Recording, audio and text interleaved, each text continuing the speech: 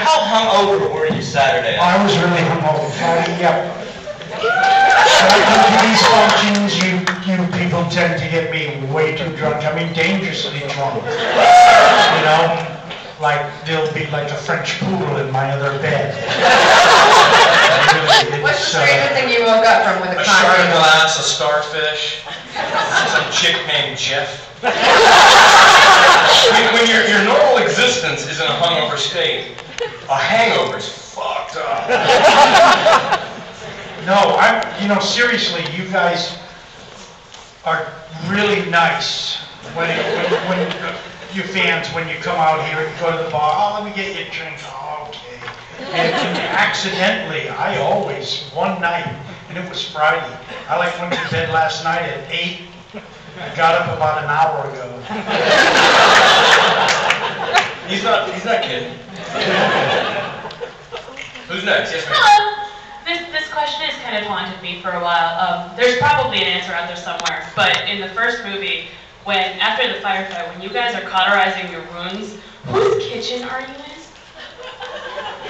Because you're not at Rocco's and you're not at the Twins, so who's my mom's house.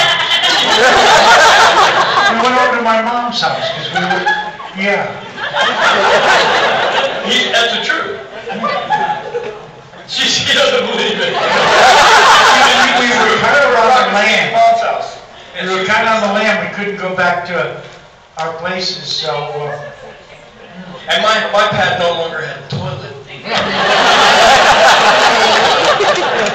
There was a line in the movie when I picked the weird guy up, and I was telling him it was the worst night of my life, and I picked the guy up, and I mentioned it's my mom's car.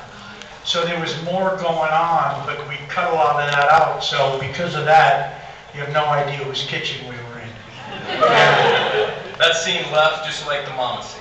I know, sucks, right? That's the best scene in the whole movie. Who's next?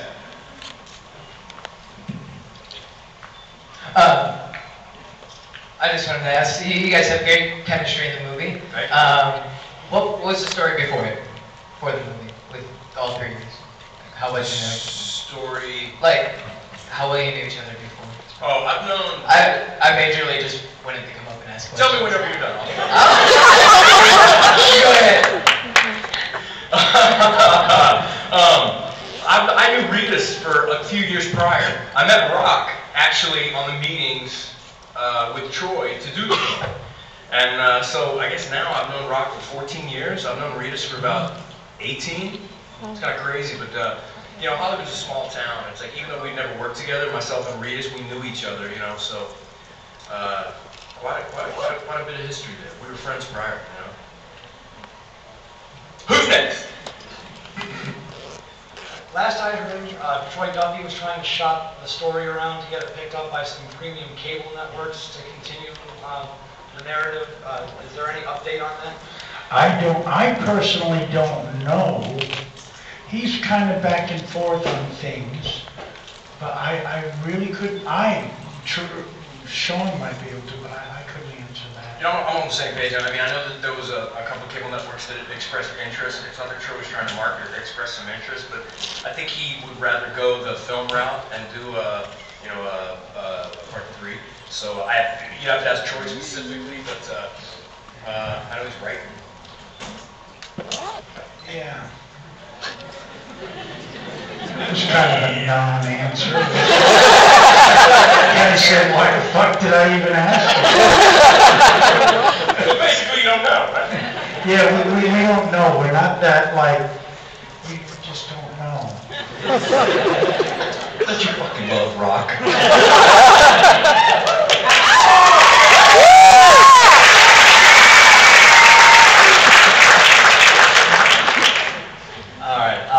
I just kind of wanted to ask, obviously, talk about chemistry that you guys have, and, throughout the movie, it's the 3 buddies.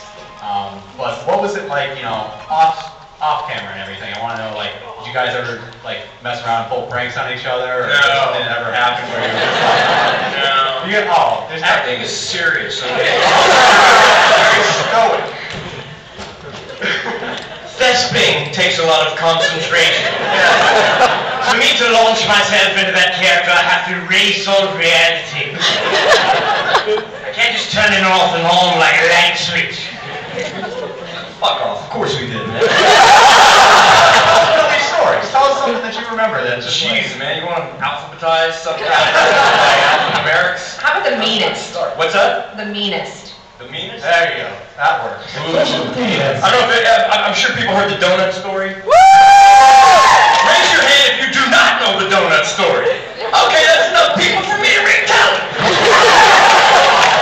Check it out. We do Boondizzle McSnizzle 1, right? Rap comes up, and we had such a glorious time. You know, everybody exchanges rap gifts, right? I'm not that serious a dude. I don't know if you guys picked up on that. So I got Riedenstein. That was a Dunkin' Donuts. We shot in Toronto and Boston. And I got him a box of dozen glazed donuts. And I put it in his trailer. I'm like, hey, we had a great time, man. I hope this, this film that has huge success. It was killer work. I'll see you back in LA. And he's like, hey, man, knock on my trailer door. Did you leave some? Actually, it was Rita, so it's like, hey, man, did you leave me some donuts? I was like, yeah, man, I left you some donuts. It's a rap gift, you know, and we had a great time shooting. I was like, oh, yeah, thanks, man, cool. And he skipped it back to his trailer. Only Rita's can. And so the next day I showed up, I'm like, dude, what'd you think of those donuts, man? Glazed donuts. I fucking love donuts, man. Don't you love donuts? I can't get enough donuts. They're great. They're killer, man. For breakfast, for lunch, snacks, I love them. He's like, whoa. No, I didn't get down to them yet, but maybe I'll have some for after lunch for dessert. I was like, do it, man. Fucking glazed donuts, fucking Dunkin' Donuts killer, man. The next day I showed up, he's like, yeah, I had a couple donuts, yeah. I'm like, yeah, polish those off, man. You can't take them with you. He's like, oh, well, man, God, wait, just pressure me. Stop. That's what Reese does, right? So 2 days later, finally, he's in the trailer, in the makeup trailer. We're getting ready for the morning. It's like 6 a.m. and he's eating the last 2 donuts. It's our last day of shooting. He polishes those babies off. I'm like, solid, man. You ate those donuts. Good for you, brother. So after we wrapped, I sent him a little envelope in the mail to his house in LA. Enclosed in the envelope was a Polaroid of me sitting in my trailer in a Barca lounger, threadless, with a glazed donut around my Jimmy John.